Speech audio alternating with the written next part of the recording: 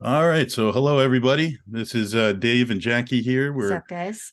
here with another edition of the Blue Collar Bodybuilding podcast, and we are with our good friend Elena, and I'm going to say it wrong again, but Biedert.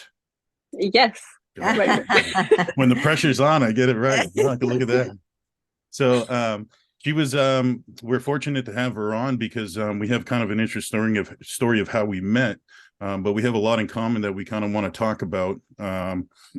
Everything from fitness to these two beautiful models that we have here that can give us a little insight on their modeling careers, as well as Elena does coaching for mothers for postpartum, I guess you call it, postpartum Mhm.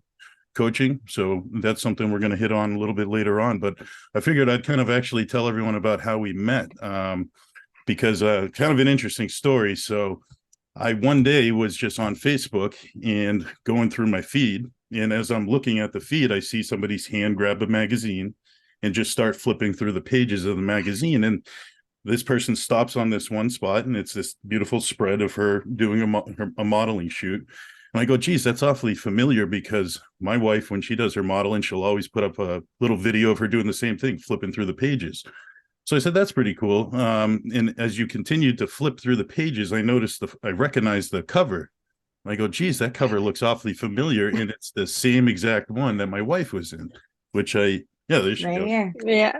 Uh, so when Exactly. I saw that and I go, oh my God, I go, is this my wife's video? And I look and I go, no, I go, well, it's funny. I don't really know Elena too well, but we're friends on Facebook and I'm trying to figure out how we became friends.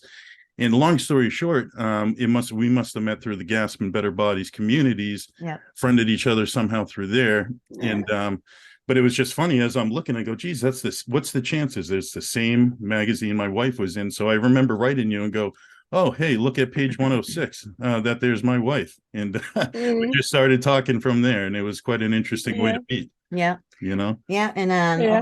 Elena has a beautiful spread right here. Has a Oh, nice, cute little read. I like it a lot. Just want to show everybody. I know But it's yeah, it's a very good nice. read. I Yeah, it's like it a lot. Icon Fit. What is it? Volume 5. If everyone winter 2023. If anyone wants to take a look at that, Google that up. But how are you, Alina? How are you doing today? I'm good. Yeah, a lot of things going on today, even though it's what day is it? Oh my God, it's Saturday. Yeah, Yeah, yeah, but it's like a lot of work lately and like doing some stuff with my family. Yeah, so as usual.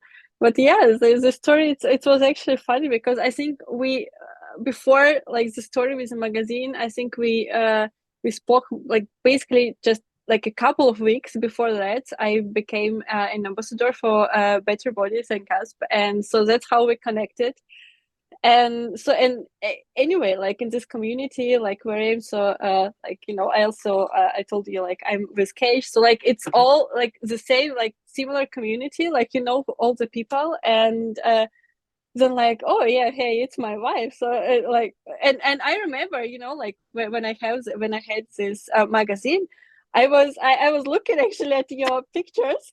I'm like, oh my God, like such a beautiful photo shoot. So That's so I like the funny. most with this I don't know, like with this mesh body.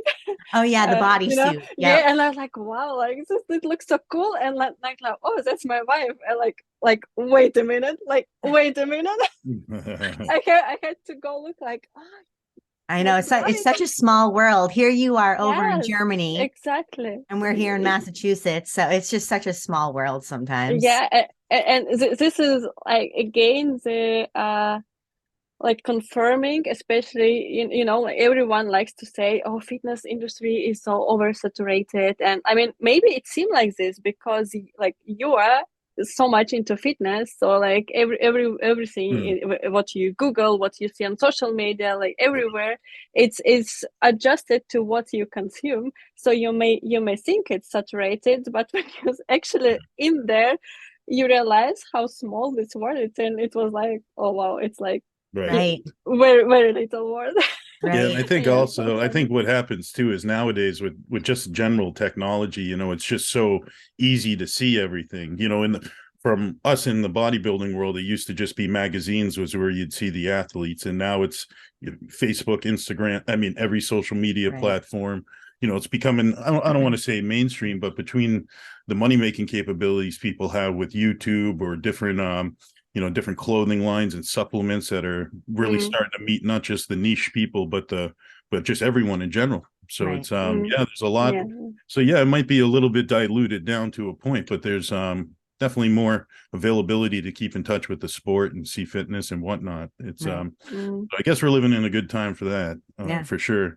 But we wanted to kind of talk about a few different. I know Jackie's got some questions about maybe we can just talk about the modeling and first, or wherever you want to start, hon. Yeah, no, I mean, my main question is how did you get involved in modeling? Because I mean, I know people can get involved in it really in different ways. So yeah, so originally I come from Russia, and in Russia it's I don't know, there are so many different modeling school and everything like that, and kids and teenies, they just used to go like everywhere, to all different kind of sports section and everything, and the same is also for modeling. So I remember like my first experience was I was maybe like 13 years old, and so an ad in a local newspaper, and it was my city is very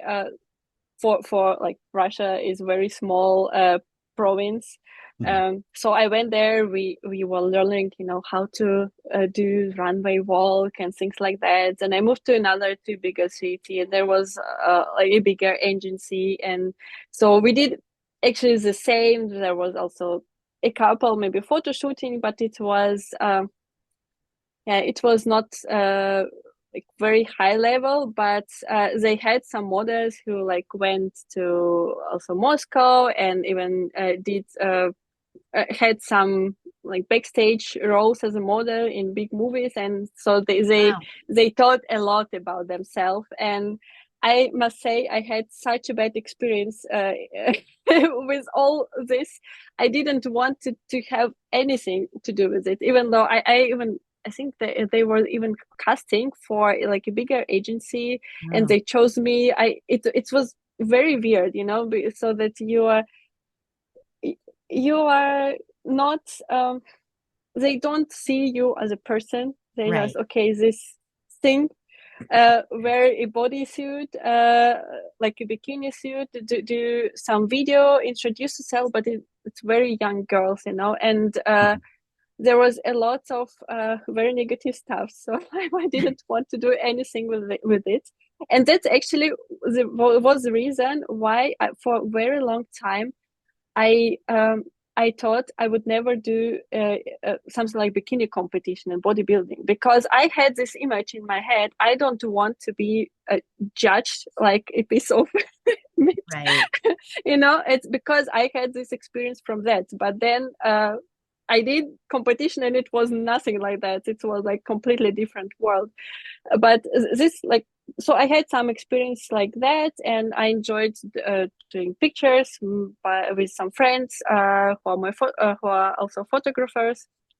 And one day I just decided, okay, I want to write for magazines, and let's find a great photographer. And I don't know, it just came natural. It's not everything like just I planned or anything. Right.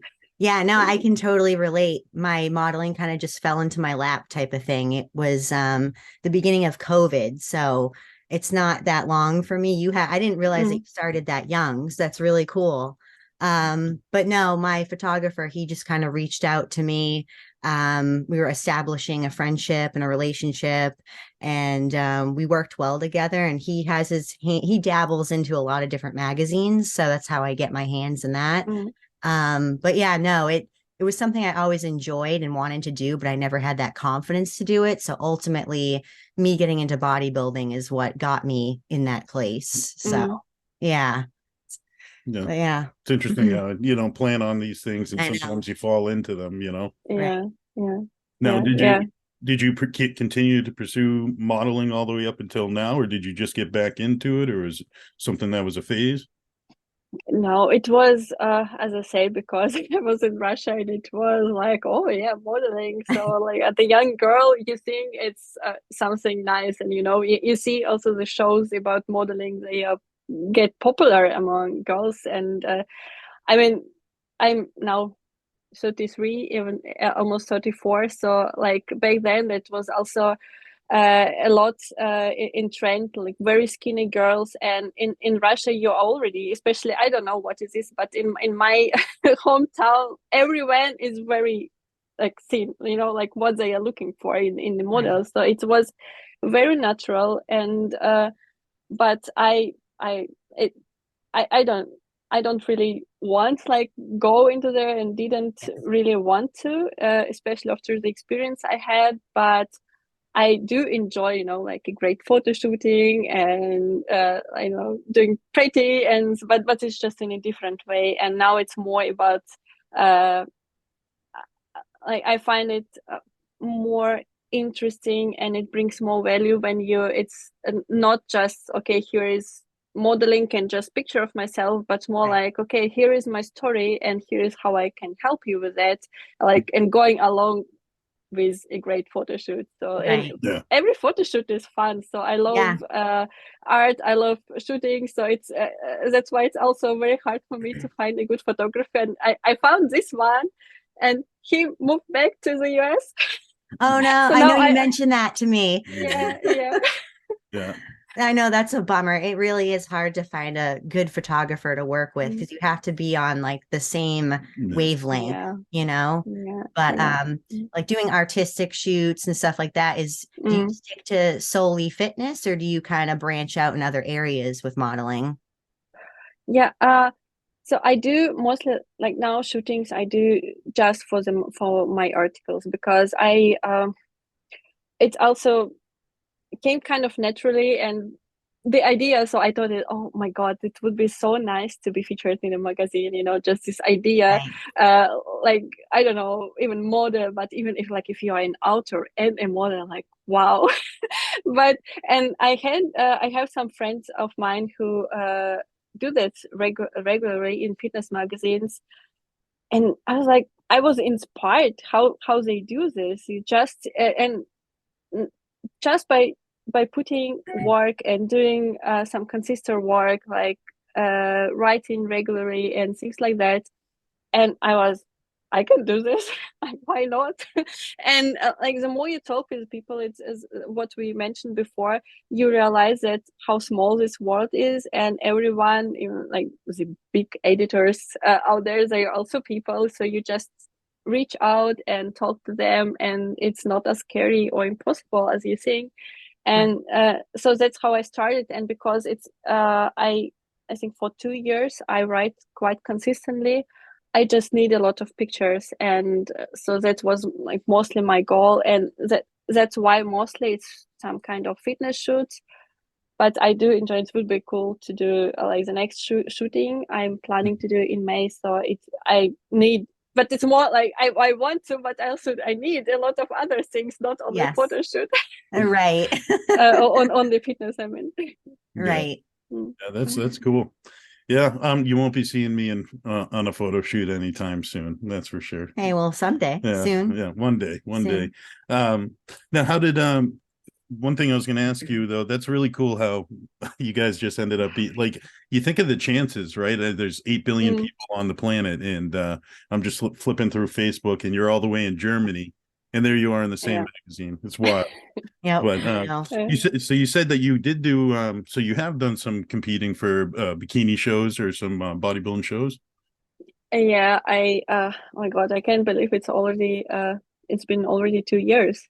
Wow. I did my first and the only one, at least for now. I don't know what the future brings, but I did it in 2021, in I think July, in an like in a local German natural bodybuilding federation. But they are partners with INBA, PNBA, what you have like in the US. And it was really nice. So it was newcomer competition. So everyone was for the first time on stage. Um, it was actually like there was like newcomer, like true novice, and the regular like open division. And I placed third, at least in the true novice.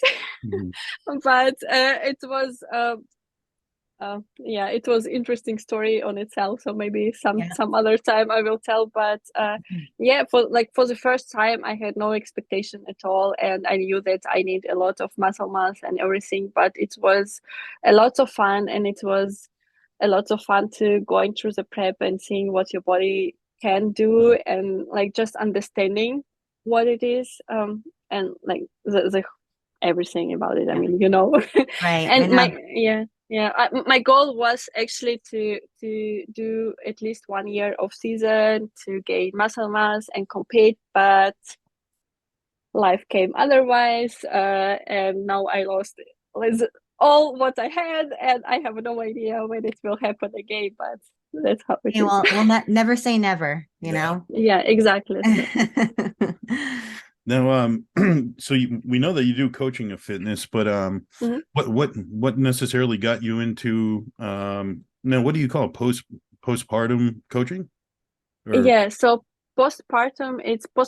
It just literally means post pregnancy. So there is, or like it's also called postnatal, like after birth, and so the reason why I came is because I became a mom, and even though I had so many years of experience in fitness and nutrition, and I thought I knew a lot about it, but when it comes to like the whole experience, first pregnancy and then after birth, you think, okay, now baby is out and I just can't do it slowly and like start slowly and like ease into my training and everything. And this is what I see a lot of people who have no idea about like what is this recovery and why you need it. They recommend and say like, I am so experienced, I'm an athlete and I just ease in. But like for some people it works, but it's very different for everyone. And for me it was very frustrating because you have like your body is completely not functional, so the whole core it's like it's not there. When before I was doing, I don't know, 1-2 minutes planks, it was nothing. I couldn't do even 2 seconds, and like anything I tried it felt weird and I didn't know what I have to do. Everyone told me so many different things, so the more you ask, the more frustrated and lost you get. And turns out there is not much support for that. And even though like in Germany we have a lot of support for postpartum, I know that in US the situation often is even worse because there's not many free services like we have here. Right. But still I was so lost, so I had to kind of start educating myself on this topic because I wanted to feel like myself again. And when I started doing it slowly, like coming back to my form, losing all the baby weight, a lot of other moms were asking me, like, how did you do this? How did you this and that? And I have this problem. What should I do? And I say, I don't know. Like, I'm not a trainer. I'm not coach. I cannot say. But this was a motivation for me just to start doing it on the side. So I started just educating myself on this topic. And now it's, I think, I like a couple of years as it I coach. Yeah. So but you became more inspirational to people over time, and so basically you just wanted to find a way of giving people the knowledge and return. So no, that's awesome. Yeah. Now what's a lot of people probably seem to have different opinions though, like while a woman's pregnant or right immediately after a pregnancy, like what's the biggest misconceptions or kind of myths that you hear all the time, like do's and don'ts that not to be true? I mean, because I'd imagine, like you say, not a lot of knowledge behind it, so some people just jump in right away and start get a physique back or try to get their health back or mobility. There are sorry. No, I was just you go right ahead. You know what I was gonna There is actually there are so many we could do, like the whole series just on that. But I'd say like for pregnancy, a lot of people think that, oh my God, I'm pregnant, that I cannot do anything. And some people hesitate to go to the gym. That's how I felt and what I did. But it's totally wrong. Even the experts out there, they recommend at least 150 minutes of moderate physical activity. So it's 30 minutes, 5 times a week, at least. And but it depends, like, okay, do you have like some symptoms and everything? So it's very individual. And this is also the most important thing to understand, that with every pregnancy, even if you had kids, and with every birth, and every woman is so unique, you never know what will happen with them. So giving like cookie cutter advices and something like that doesn't work. In some cases yes, in some cases not. And among athletes especially, or the ones who used to be very fit and competing a lot, things that, yeah, I'm fit, I have my muscles, I don't have any symptoms, I just slowly ease into my training. And this is unfortunately not true. And there are a lot of research saying that you, even if you don't have symptoms, but you don't do this recovery, this is essential recovery after birth, that's most likely you will get symptoms or like some other problems postpartum. But it's also not to scare, but just to acknowledge that it's like if you get a surgery or a like a knee injury, you need a rehab. And for example, if you have C-section, so I had C-section, it's a major abdominal surgery, but you are expected, okay, 6 weeks now ready to go, is into everything. This is not how the body works. And this is I would say the biggest misconception. Yeah. Right. So it's probably definitely a case by case basis though, with each individual. You know, is there a certain amount of time you think mandatory they have to kind of rest for before they get back into kind of more their daily routine of exercise or fitness? Is there a certain rule of thumb? Yeah, so usually they say for vaginal birth you have about 6 weeks, and for cesarean, like C-section, it's about 8 weeks. But it just means that your tissue healed. For example, your scar is closed and things like that, but it doesn't mean that you are healed and everything there is healed. But it's usually your healthcare provider will tell you, okay, you have a green light to start with something, and usually they also say what you can do. But there are different things what you can already do. So for example, with very essential recovery, when from the start you basically just relearn how to breathe and because you have to reconnect, you have to start very small. You can start it right away after you gave birth to your baby, and then you slowly start recover first pelvic floor, your core, and things like that. And it's also very individual, but it takes at least a couple of months. And then the more you recover, it depends, it's so different for everyone. The more you can add, and it's even if you, let's say, 10 weeks postpartum, post pregnancy, or 12 weeks, so it's still very early. But it doesn't mean you cannot do, I don't know, some very mild exercises for your whole body if your body can tolerate it. So it's it's hard to say. It's very different, but yeah. Right. And the name of your coaching, what is it? Mama Fitness Coaching. Yes. Mama Very Fitness. suiting. I love it. It's super cute. Yeah, that's perfect. Yeah. And it now was idea of my husband. it's a good one. I like it. Yeah. Is your coaching solely online, or do you work with women in person? No, it's only online because I started it when I was myself stay-at-home mom, and I needed my flexibility, and I didn't want to restrict myself in anyhow, and I wanted to help as many women I can. That's why online, but also because I never thought it's becoming like my full occupants and full-time job, because I have a completely different background. My background is in tech. I studied computer science, so this is not what I planned. Yeah, but so online, but I'm not looking for in person. Yeah. Right. You must find it pretty gratifying though, where you learn something on your own, kind of educate yourself and you can share it with others. I mean, I know that's kind of my background with coaching in the bodybuilding world, is a lot of it's self-taught. Yeah, that trial and error that you go through on your own. Yeah. And, yep. Learning to share your mistakes with others so Right. they can learn from yours. But where do you see yourself taking it? I mean, are you going to continue to grow the business, or you kind of at the point where you're already pulling your hair out right now?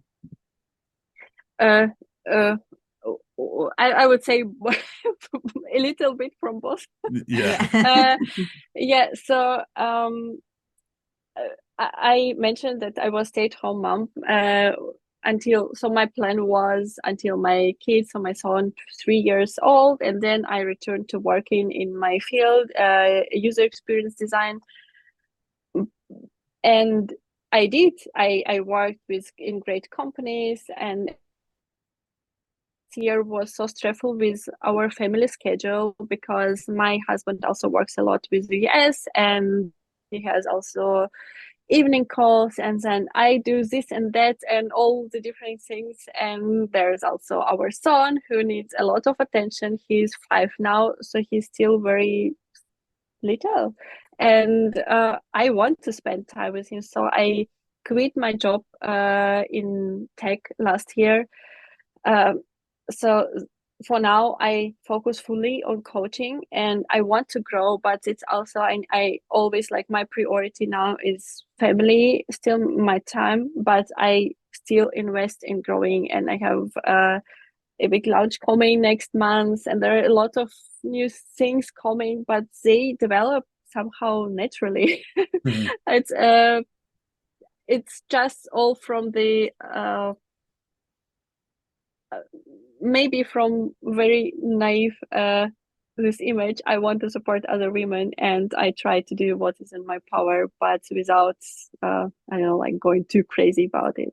Yeah. If you know what I mean. Yeah, I definitely got to take it in stride. When we started, we were excited to have as many clients as we do, and then before you realize it's a lot of work. It's a lot of attention to people all the time, and you're advising people on their lives. It's not just really advice. They trust in you to know best and try to work together. I had one question though about cardiovascular health. During after pregnancy, is that something that I understand you need your rest, but what about cardiovascular health, where you're not really kind of stressing the core or you're using your legs, of course, or whatever form of cardio, but what do you say about how do you advise women on cardio?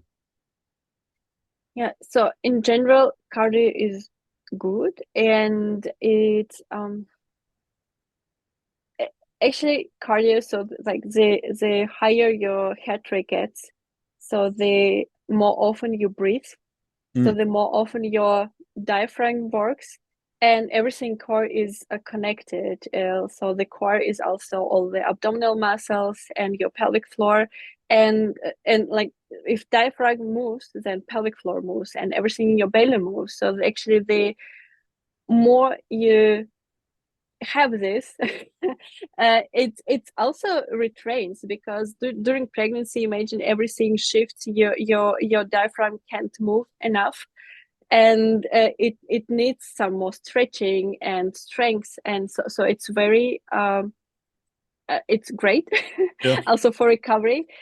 But there are different things you have to consider. Like, for example, if you're in the first weeks, you cannot just go and run, for example, because it's a lot of stress on very fragile pelvic floor.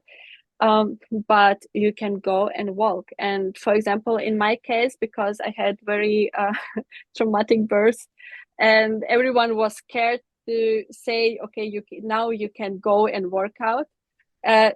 So usually you would they would tell for someone after C-section, after 8 weeks, you can slowly start.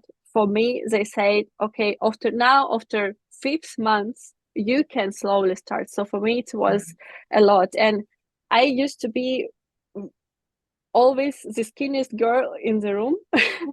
And suddenly I was with this very weird body and I couldn't connect to myself. I felt very disconnected from this body, but I knew at least about nutrition and I knew, okay, I know how to change it. So I just need some kind of input. So instead of, I don't know, going to run or going to workout, I just walked with, pushed the stroller.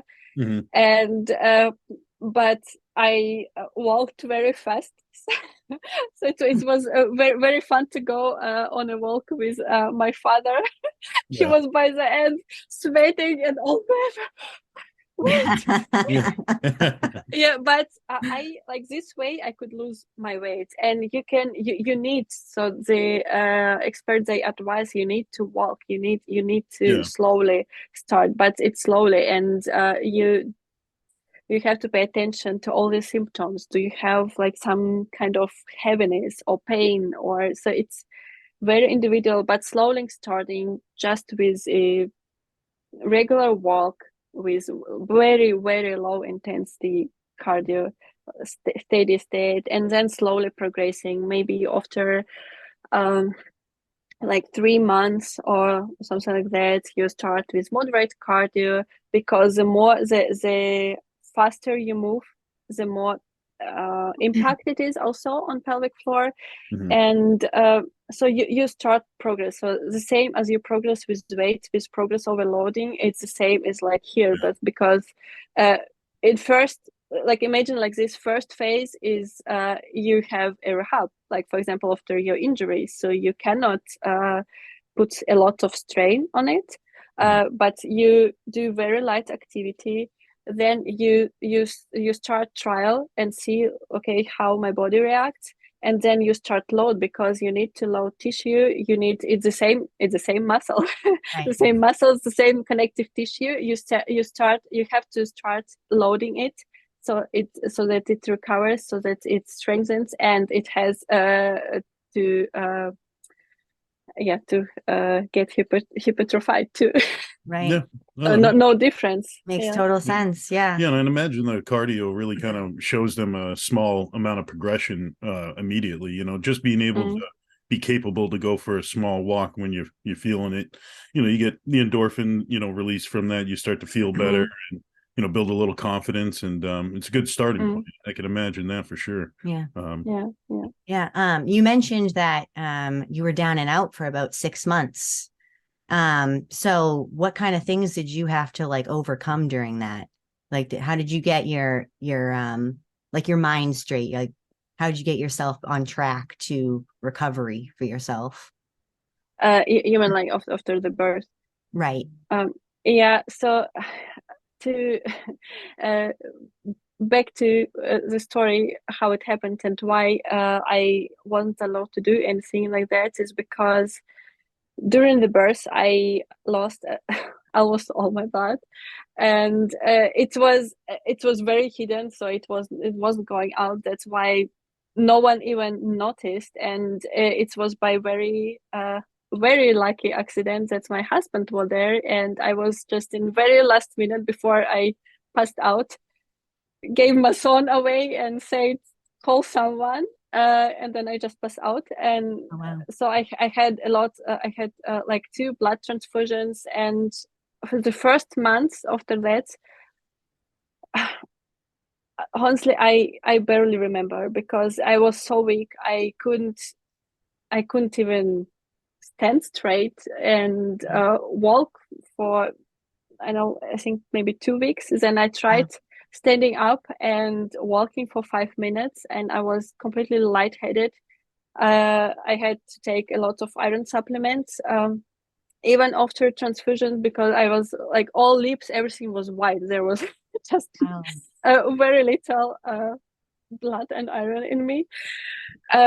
So that's why everyone was scared. Oh my God, not that something will happen. So because you're so weak and everything like that. And I was scared too, and but I wanted to change it. I wanted to live. I wanted to feel like myself again and to have the strength. So it was, I don't know, just this tunnel vision. I have to get better. I have to. And so it's, I remember this, I don't know how to explain. It's more like literally the tunnel vision, and you think, okay, now I have to stand up. I have to get better. I have to do this.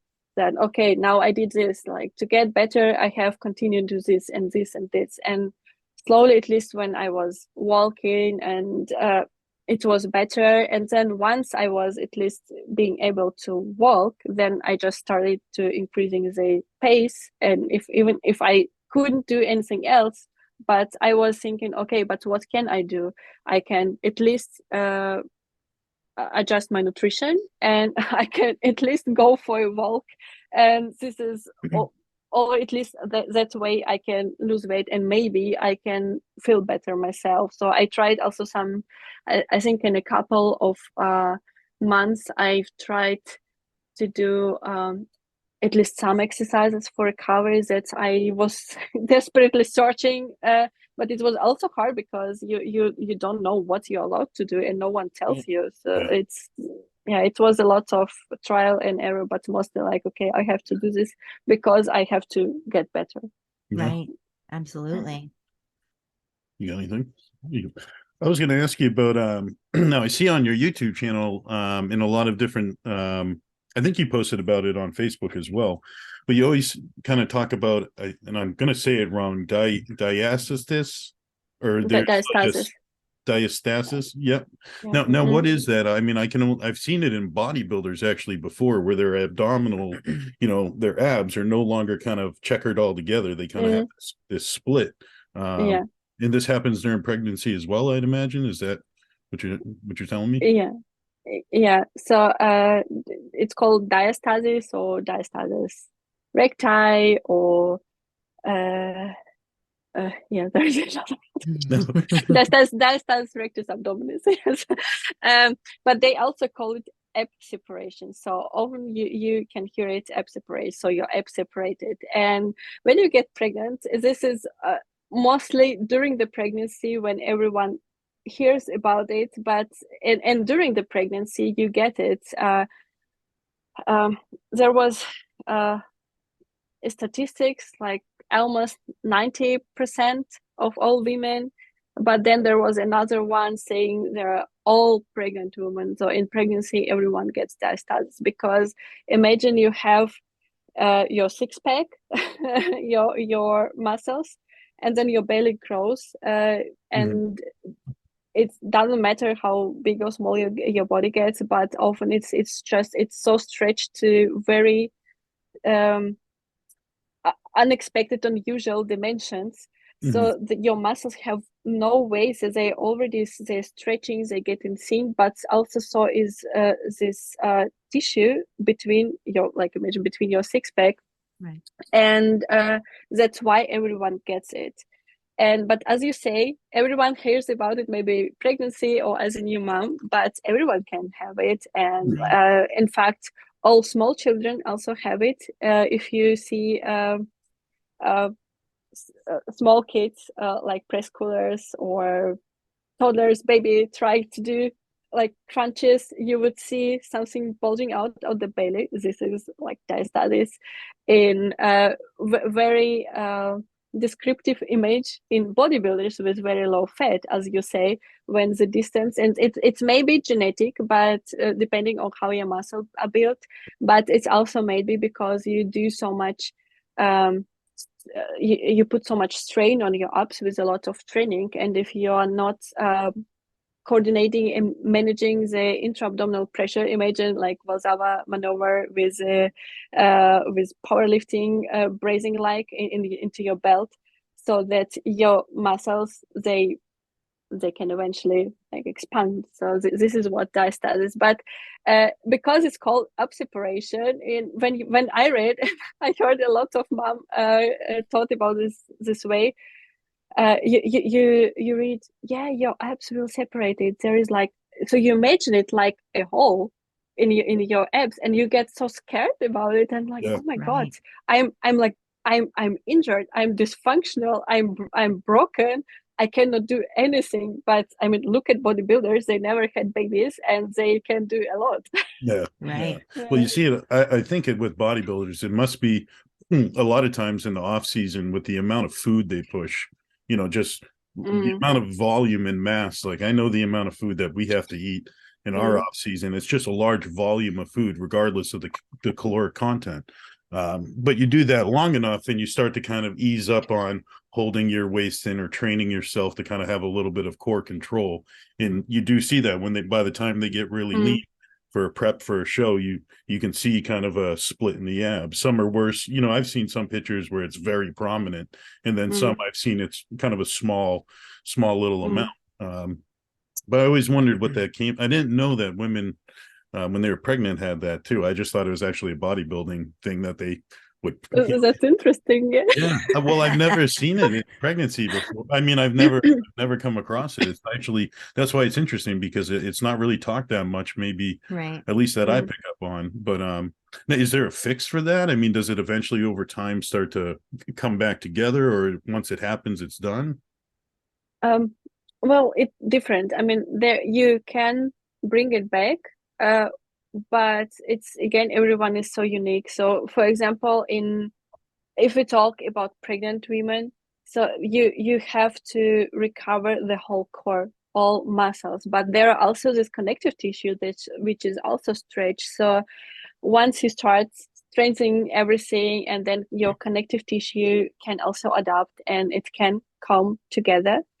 So I mean, like from the very distant belly, so it's kind of close together, so you Hmm. can, but not in all cases. And it's also okay, because there are other factors that are important. So sometimes you cannot close this gap completely, and this is also, there is so much misunderstanding and misconception about it, and just not enough information. So everyone, uh, also post pregnancy, talk about, I need to close this gap, then I can do this and that. But at the same time, as you say, you see like a lot of bodybuilders who never had their babies, but they have very strong functional cores, even though they have this diastasis. So it's more about the functionality of your core, the strength of your muscles, and so you can bring, but this is essentially not the goal. Mhm. Okay. Have you ever heard or seen cases where that actual membrane that holds the abs together like actually break? Like has it ever gotten Like so, hair. yeah, like a tear? I mean, you'd almost imagine, I'm just picturing that area that it starts to split eventually, not the skin, but the actual membrane of your abdominal wall start to thin out, and maybe Yeah, it seems like it's almost getting weaker and stretched. Have you ever seen yeah, an it's injury? it's called, for example, umbilical hernia. So it can Right. happen. So when it's literally like a hole, like Mhm. when hernia, it can also happen in your pelvic region. Hmm. Yeah, but if we talk, for example, so for men, it's the belly just doesn't extend to this amount, even if they are big bodybuilders eating a lot of food. But for women who has like multiple childs in their belly, the belly can extend so much. But it's incredible how our body is made and how the whole system gets adjusted over time. You have all 9, almost 10 months to grow your baby, and everything adjusts. So you wouldn't believe like how much it can stretch. And yes, it will get thin and weak, but it doesn't mean that it will tear. But this is what I mean. But when you read it, you think, oh my God, and it Right. spread a lot of fear. But it's yeah, it just shouldn't be. Yeah. I know lots of women that I know personally that after they were pregnant, once they gave birth, they actually just use a waist trainer to help Mm. their core more. Do you find that effective, or is that more of a myth? No, it's another myth that Right. like, yeah, I need it. I know it's um, very hot topic also in Yeah. bodybuilding, with waist trainers. Like, yeah, my core, like it will get thinner. No, it won't. Like maybe it will when you do it very often and you put off, but when you stop using it, it will stop. But like what you do, you just hinder the ability for these muscles to function. Mhm. And even like if you didn't have babies, but you wear it for a lot of time, then you put a lot of pressure down there, because they're all the organs, everything inside of you, it has to go somewhere, and where it goes, it's down. So you see also in athletes who never got babies, even in men, but a lot of women, that they get incontinent with, I don't know, like running, with double unders, and like with a lot of intensity because of that. And the things that you can do to slimmer your waist, doesn't matter, pregnant, men, whoever, is with strengthening your transversus abdomen. So it's like your deeper muscles. So when you intentionally strengthen it, and not everyone has a conscious connection to that, but when you consciously try to strengthen it, then this is actually the muscle that can make you thinner. So yeah, it makes a lot of yeah, sense that it wouldn't pull, I guess with bodybuilders, it seems to be more of a mental thing when, whether male or female, what the competitor, when they put that waist trainer on, at least it's a constant reminder mentally to keep your core in, to build build the habit of having, not just letting your gut hang out, because that's obviously not what they want to see on stage. So if you get trained to it, at least mentally you're getting used to holding it in and having a little bit of a tighter core, but fixing that underlying problem of really making the core smaller. I never believed in it myself with coaching, where waist trainers did anything but a mental reminder, Yeah, because ultimately it's just giving you the support. It's not helping you gain that strength back. So maybe helping exactly build a little posture, I'd imagine, or just being mindful of it. Right. Yeah. I mean, it can help. Like, for example, if your core is very weak and you get so tired, and or even the support when pregnant, so when you have a lot of low back and you just want to offload, so that's okay, like wear it just for a little bit support, but don't think that it will solve like all the problems and everything like that, so because you need to strengthen the muscles and not say okay relax. Right. Yeah, exactly. So to change the topic just a little bit, I noticed in your article that you mentioned that you had a book published. What's the name of your book? Well, it's in German. The German is called Einfach richtig fit werden. Okay, so what's the translation? The translation is something like get simply fit or things like that. But it was also almost 2 years, so 1.5 years ago, here published here in Germany, across German countries. And it's basically 12 weeks program for women who wants to train at home, mostly with bands, but of course, obviously you can change it with dumbbells and everything like that. And I did it because I got a lot of similar questions and everything in coaching, and it was a similar trend, and I wanted just to offer something that's more like my coaching in a nutshell, that I call, and this is more like a self-coaching where I guide you through all week by week and tell, okay, how can you adjust this and that to get what you want. So that's awesome.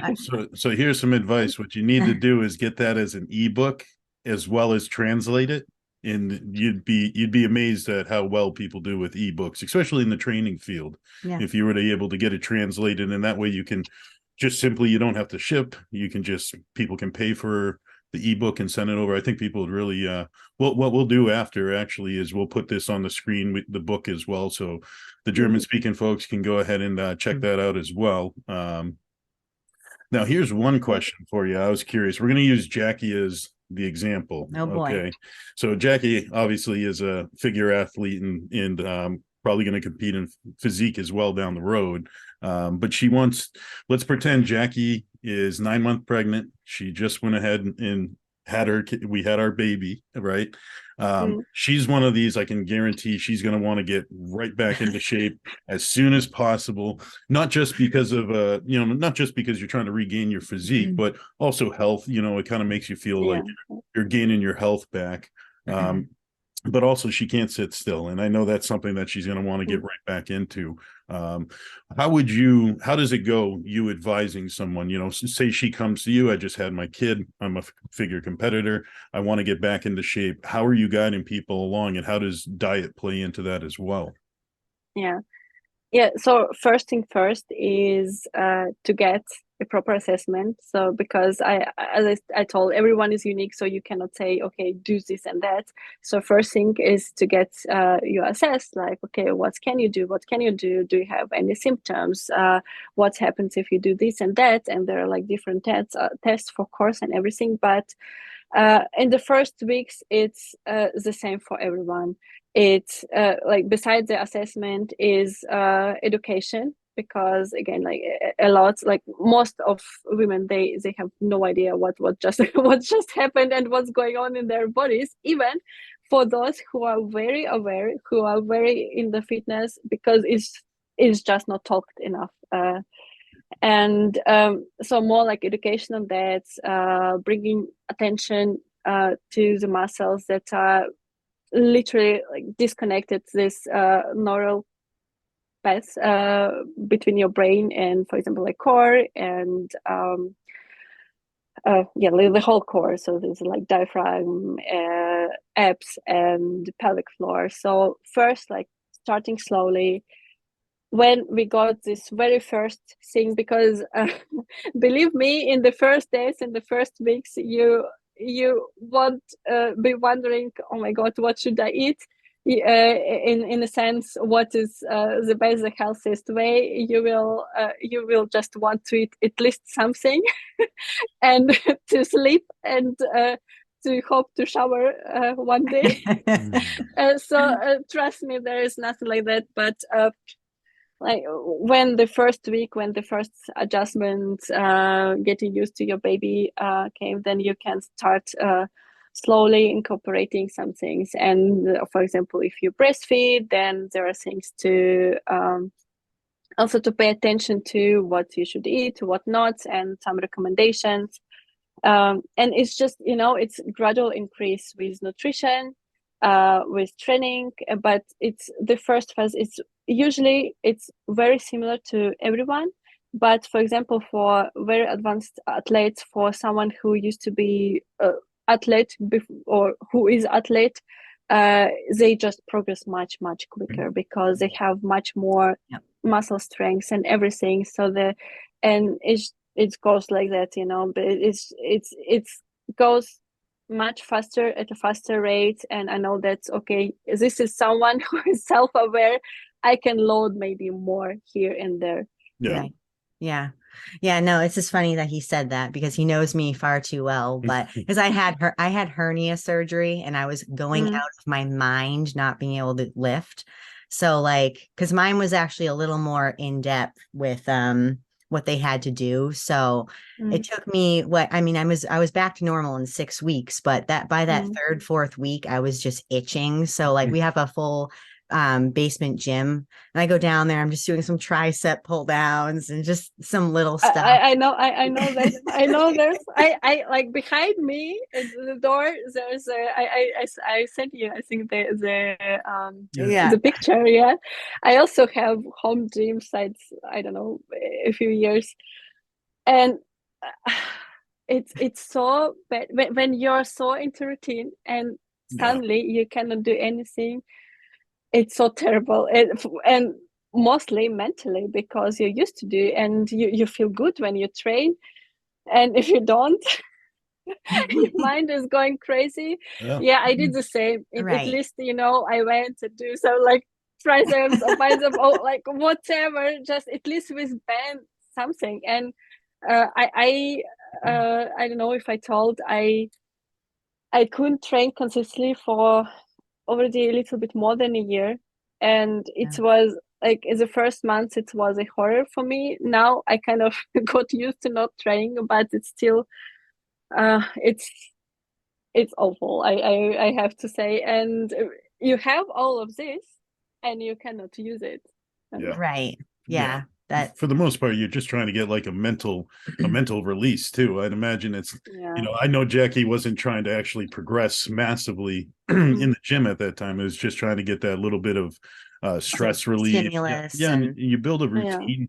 You build a routine that you're so used to, and you just become so attached to it that you don't Right. want to break apart Mm. from it. So Yeah. I think I could relate if I had an injury where I wouldn't want to skip the gym. I'd be working around right. it. But Yeah.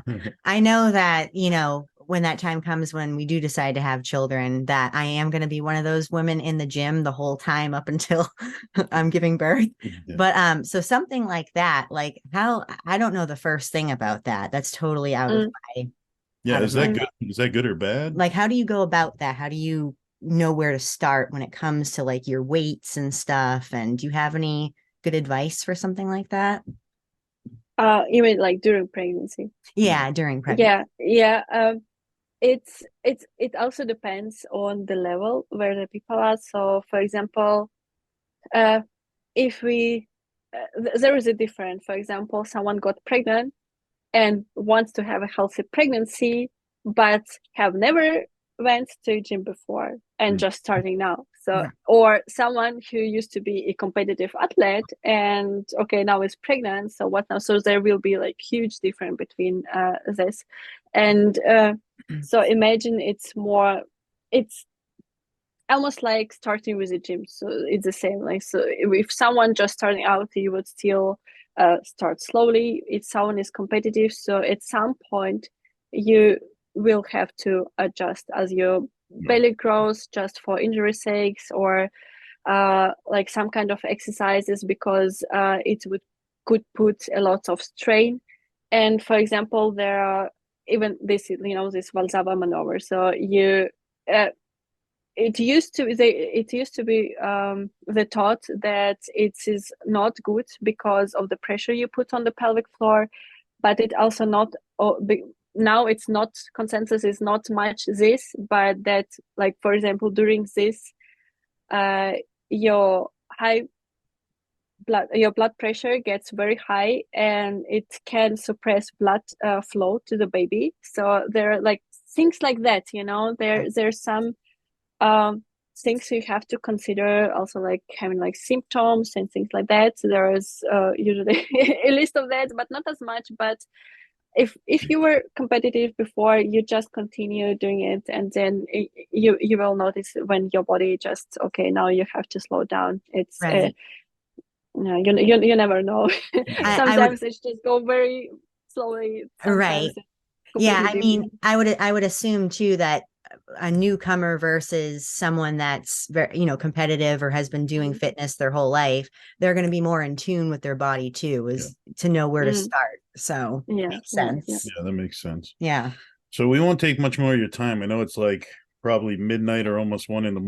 where you're in Germany there. But so quickly, last two things is what's on the horizon for you now? I mean, you got any competitive aspirations here in the future for a show, or are you looking to have more children down the road here, or Any more shoots? any more exactly any more Anything like shoots? that? What can we expect from you? Ooh.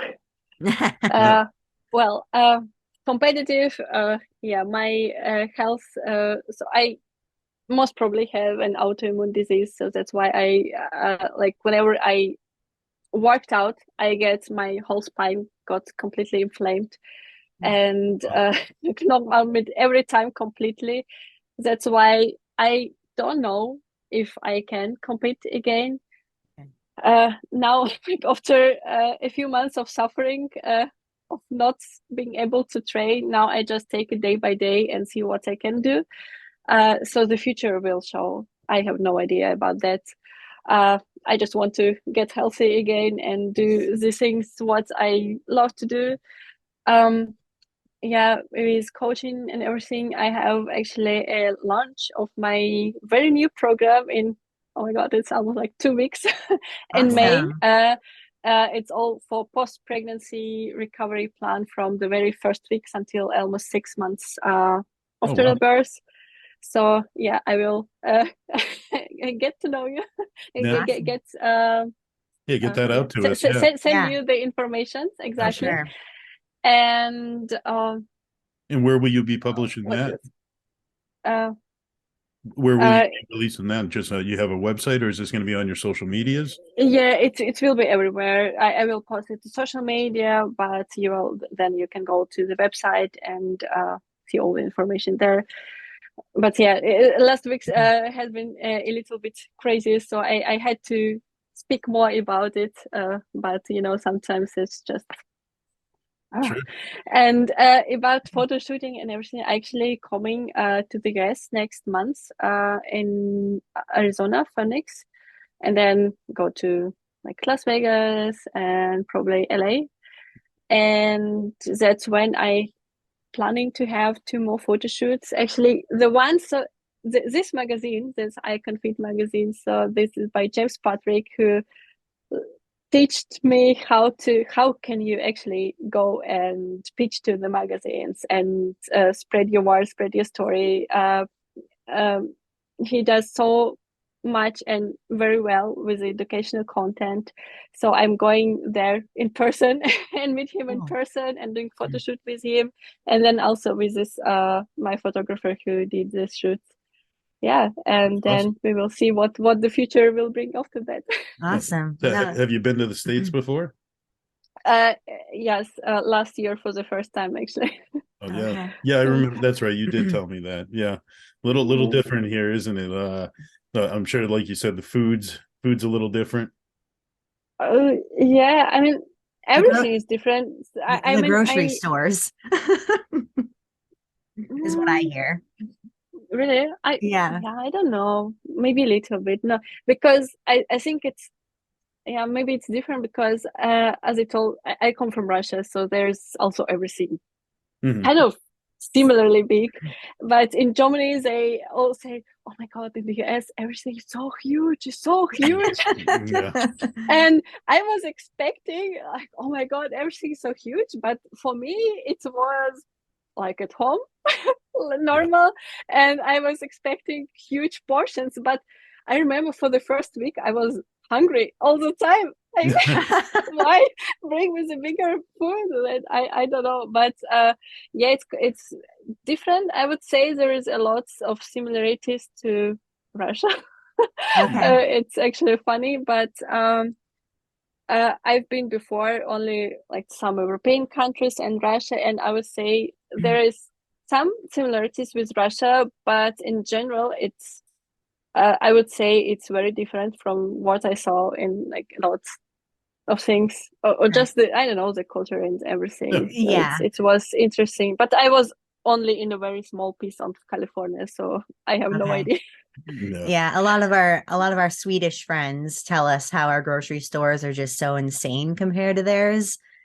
We have so much junk. Yeah. There's just too much junk in our grocery stores, Okay. like we probably have like 10 different options of Reese Pieces. So yeah, a lot of different variety of things that are no good. Yeah.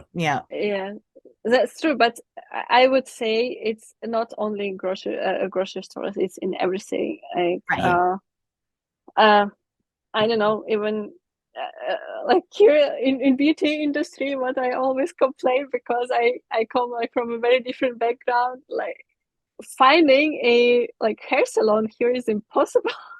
Oh, And really? there's a lot of things that like here in Germany they don't even exist, and in the US there's just so much variety of everything. And but yeah, grocery stores, yeah, a lot of sodas and things like that. But I mean, I was for the first time there, but my husband went there and sent some pictures, and so I kind of saw it. But yeah, it was definitely interesting experience, and I kind of was looking for an excuse to go there again. Right. Yeah, That's so funny. we are going next month. Awesome. Yeah, well, you have a ton of great things coming up. You're super inspirational. Love your story. I love what you got going on. Very happy that we met you in the Better Bodies and Gas communities. Yeah. So yeah, you're with a good group, that's for sure. yeah. So where can definitely. I'm sorry, go ahead. No, I still say that, yeah, that's definitely this case. A good group of people there. Yeah, we've met a lot of great people, and I'm sure you have as well. I mean, hey, we're all talking here now. This is how we all kind of met. But I know. so for people that might want to reach out to you, where can they find you? I'll be sure to put everything in our description of the videos. But where do you suggest people reach out to learn more or get involved with your coaching?